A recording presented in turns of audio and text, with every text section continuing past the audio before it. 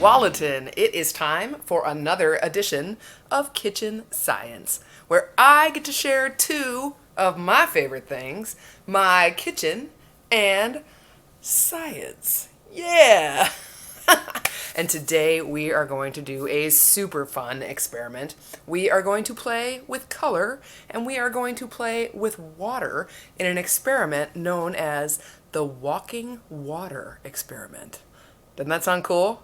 All right, let me tell you what you need. All right, to make water walk for our walking water experiment, you are going to need some basic stuff. The first thing you're going to need, and perhaps the most difficult thing to procure, is food dye. Hopefully you have this. A lot of our experiments use it, so if you don't have it, good time to get it because you'll need it for future experiments. This particular experiment requires red, yellow, and blue food dye. Now you probably know what's special about the colors red, yellow, and blue. They're the primary colors, right? There's a reason why we're using red, yellow, and blue. Okay, so you're going to need food dye. Did I say that was the hardest thing to procure? Perhaps this is. You're going to need 7 jars. I know that's a lot. I happen to have a whole bunch of these little spice jars because I don't know why.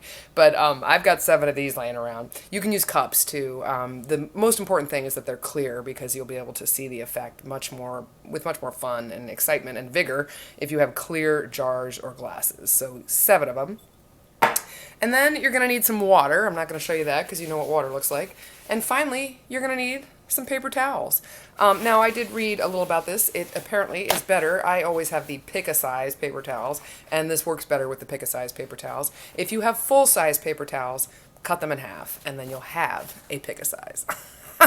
Okay, that's what you need. Go gather some things, and then we'll do some playing around with color and water. Make some water walk. All right, you're going to need to do a few things with these ingredients before you can pull off this experiment. One thing, you need 7 paper towels. And as I said, you need them to be the half size. So if you have full-size paper towels, cut them in half. And then once you've done that, you're going to fold them once. In kid origami parlance, we call this hot dog style. So fold them once, hot dog style, or the long way, and then fold them again the long way. This isn't really about precision, so you don't have to worry about like origami style perfection or anything. I just like the hot dog reference. Okay, so you want that. You fold it twice the long way so you get a long piece like that. And then you're going to fold it in half again. And I failed to mention, I don't know where mine are, here they are. You also will need scissors, because depending, you may not, but I'm going to need scissors because you want your paper towel to hit the bottom of the jar, and then do you see how much is left at the top there? You don't want that because it just makes the whole walking of the water take longer. So you want to cut the bottoms off, bloop, bloop, and then you're going to put that guy back in, and that's about the right height right there, just a little bit over so it doesn't have so much to walk on. So you're going to make 7 of those.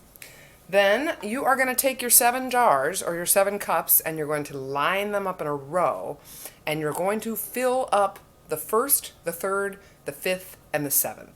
So every odd numbered one you're going to fill up with water. Into the first one, you're going to put enough red food coloring that it looks super red. Into this third one, you're going to put enough food coloring that it looks super yellow. In the 5th one, I bet you can guess what I'm going to say. Enough food coloring so it looks super blue, and in the 7th one, you repeat red again. Okay, so get your setup going on, and I'll come back here, and then we'll start making water walk. All right, I've got all of my cut paper towels and folded paper towel, and now it is time to make water walk. All right, let's do it. I'm going to put the first one in the red, and then put it in the empty.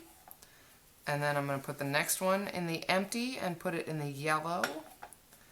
And I'm going to put the next one in the yellow and then put it in the empty. I think you can understand the pattern. And then we got an empty to a blue. Yeah, and then we're going to go blue to empty once again. And then we're going to go... All right. I think I might have said 7 paper towels, but actually you only need 6. Okay, so here you go.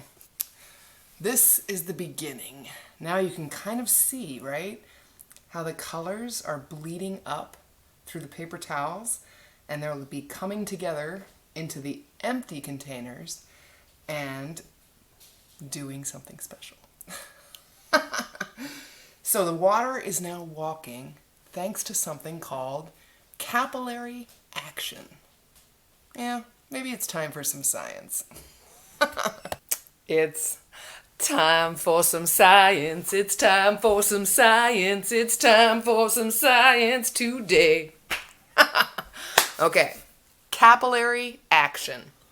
What that is a process that's extremely important for plants to be able to get nutrients out to their leaves and to their flowers and whatnot. It is the process by which liquids, like water in this case, move up through a solid, like a tube or a spongy material, which is what we're working with. And it happens because of the forces of cohesion, adhesion, and surface tension. So cohesion and adhesion are causing the water to stay together, but then it's sort of going up over the paper towel. And really, it's critical to plants being able to feed themselves. So what you're seeing in this experiment is capillary action in action. Let's check back in.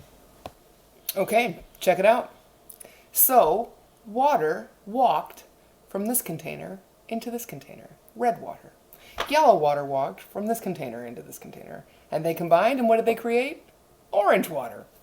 Yellow water walked from this container into this container. Blue water walked from this container into this container, and what did they create? Green water. Yeah, we can do this all over again, right?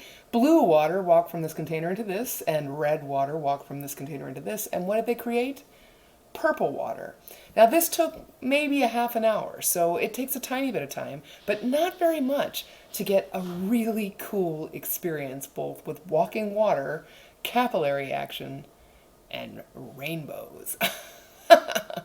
All right, I'll see you in a few weeks for more kitchen science.